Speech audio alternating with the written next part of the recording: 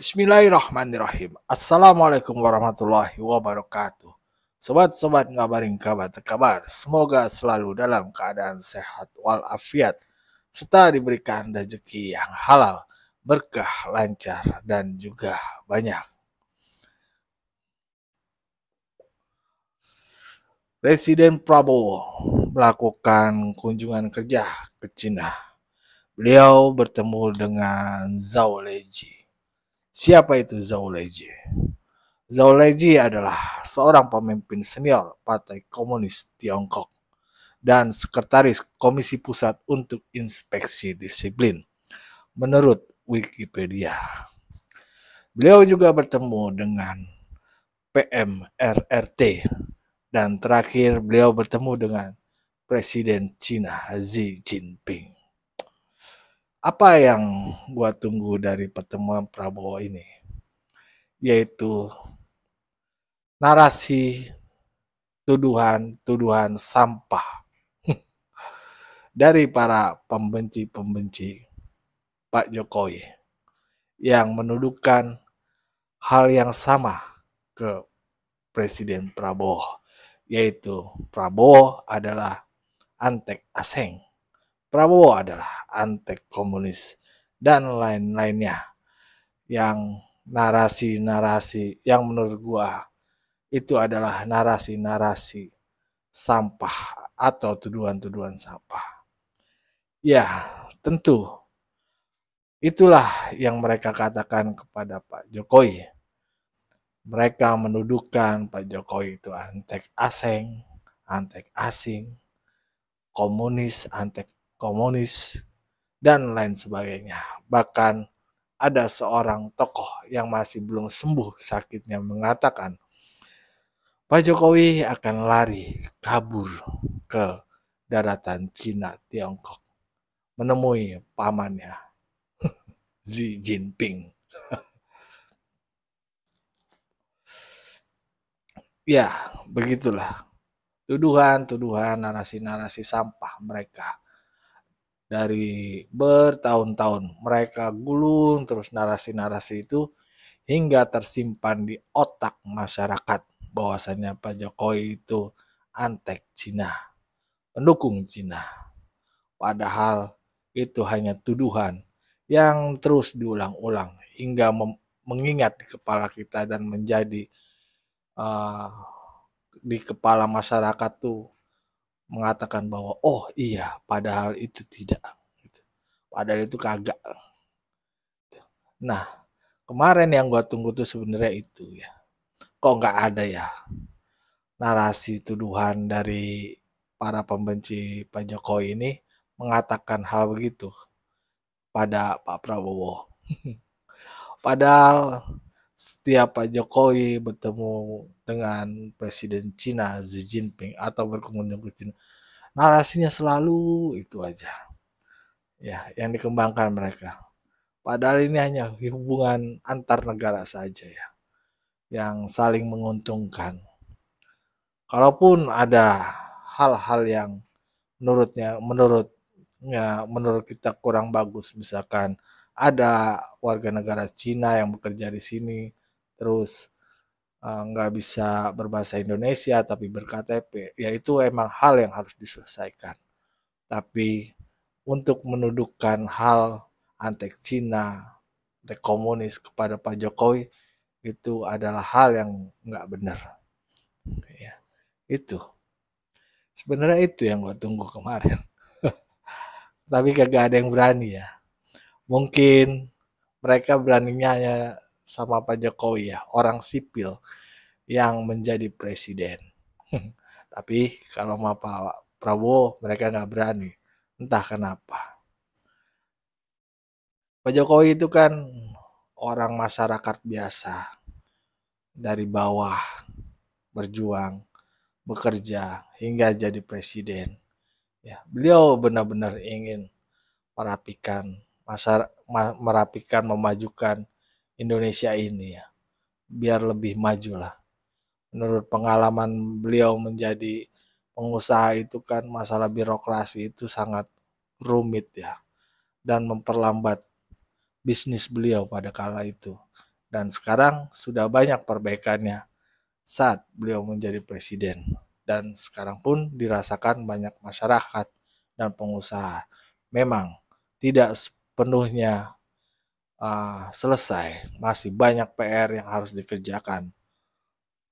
Tapi untuk menuduhkan hal-hal yang tidak-tidak kepada Pak Jokowi itu kan, wah sangat nggak bagus lah tuduhannya. Apalagi yang nuduh itu selalu membawa-bawa kitab suci untuk apa namanya mengeluarkan tuduhan sampahnya kepada Pak Jokowi ya. Nah, kalau kita lihat Pak Prabowo kan ke Cina ini kan, tapi kagak ada yang berani. Kenapa ya? Kenapa ya? Apa karena dia takut? Karena Pak Prabowo ini lebih ganas dari Pak Jokowi ya kan? Nggak selembut Pak Jokowi yang masih kalem gitu. Dan terima, yang penting buat gua tuh kerja aja lah. Kalau Pak Jokowi itu prinsipnya gitu. Tentu teman-teman yang pendukung Pak Jokowi tahu lah ya, tuduhan-tuduhan yang nggak benar, tuduhan-tuduhan sampah, narasi-narasi sampah yang dikembangkan para pembenci-pembenci Pak Jokowi itulah. Ya, jadi inilah kebenarannya ya. Yang mereka tuduhkan itu sebetulnya nggak benar. Apa yang dilakukan Pak Jokowi sama dengan apa yang dilakukan Pak Prabowo ya.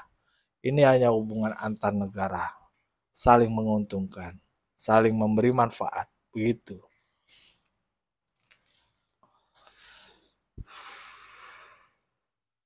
Ya, begitulah. Nah, setelah kunjungan Pak Prabowo ke Cina ini nanti beliau akan pergi ke Amerika. Rencananya diagendakan kalau yang gue baca tuh beliau tuh bertemu dengan Joe Biden. Jangan nanti dibilang lagi kapitalis atau apalah. Jangan. Ini untuk menguatkan negara kita di dunia internasional. Kadang ya kita perlu hati-hati sama pemikiran-pemikiran narasi-narasi yang nggak benar ini. Banyak korbannya. Karena narasi-narasi nggak benar mereka. Banyak korbannya.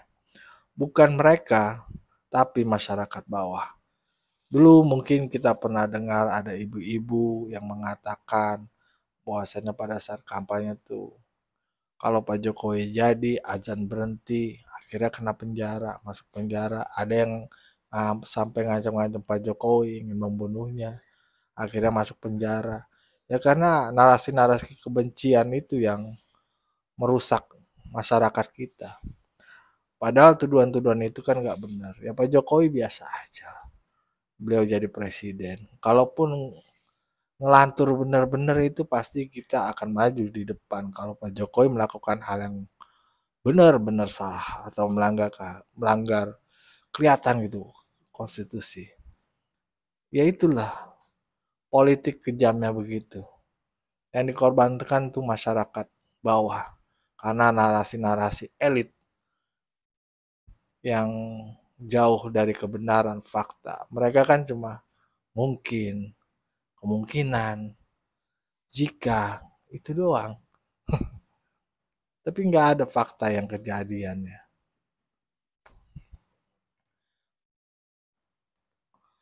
Ya kalau gue kan warga sipil biasa ya. Cuman ingin menimbang aja menurut logika yang sehat lah. Kalau kata Bang Ade, Armando tuh pakai lah akal sehat katanya. Ya itu. Jika seorang udah dipenuhi kebencian, itu untuk melihat sesuatu yang benar itu sulit. Membuka diri itu sulit. Yang ada tuh benci aja pilihannya. Nggak ada yang lain. Banyak kasus lah. Masalah Fafa, kebenarannya kita belum tahu. Yang kalau menurut Roy Suryo aja itu 99,9% itu adalah Gibran. Tapi ada juga warganet yang membatahnya. Ya kan, kalau itu bukan Gibran. Bahkan Menkominfo pada saat itu mengatakan itu bukan Gibran. Lalu menjadi polemik. Orang pada percaya Gibran itu Fufu Fafa. Sampai Menteri Marwar pun tanpa sengaja ya tidak memasang foto Gibran, entah itu karena isu Fafa atau bukan. Nah, yang jelas beliau tidak memasang foto Gibran dengan alasan bahwasannya hanya satu visi, yaitu visi presiden. Padahal Prabowo dan Gibran itu satu kesatuan. Ya, begitupun para elit yang tidak ada banyaklah isu yang tidak ingin memasang foto Gibran karena anak haram konstitusi atau apa. Padahal ketika kita uh, mensepakati bahwasannya cara memilih pemimpin itu dengan pemilu dan benar jalannya, nah itu harus patut kita hargai lah. Siapapun yang menang, begitulah. Tapi elit-elit kita kadang kan ngajarinnya kagak bener. Nggak usah dipasang lah, atau benci atau apa, begitu.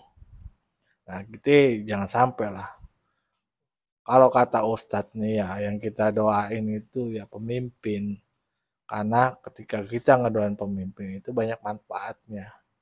Itu. Kalau kita doain pemimpin baik, terus manfaatnya banyak katanya begitu. Ketika pemimpin mengeluarkan satu kebijakan, banyak yang merasakan. Bukan satu dua orang saja, tapi banyak. Nah, itulah. Gue juga ngerasa sebel sih kalau ngeliat orang-orang ini. Tuduhan-tuduhannya itu kacau semua otak, rusak. Ya mudah-mudahan kita selalu dilindungi lah pikiran kita, amarah kita, emosi kita, nafsu kita dijagalah. Ya kita baik-baik sama pemimpin kita. Kita doakan yang baik-baik ya supaya Indonesia ini tetap baik dan tokoh-tokoh politik kita doakan supaya bisa memberikan narasi yang bagus, yang baik kepada masyarakat, bukan asal tuduh ini itu mengembangkan narasi dengan cocokologi saja, tapi dengan kebenaran, fakta, apa yang sudah dikerjakan beliau, maksudnya apa, untuk apa, kan begitu. Iya, ini ya, ini mah ngedumel aja dah. Aduh, ya udah. Bagaimana menurut pandangan kalian semua? Silakan berikan pandangannya di kolom komentar. Wassalamualaikum warahmatullahi wabarakatuh.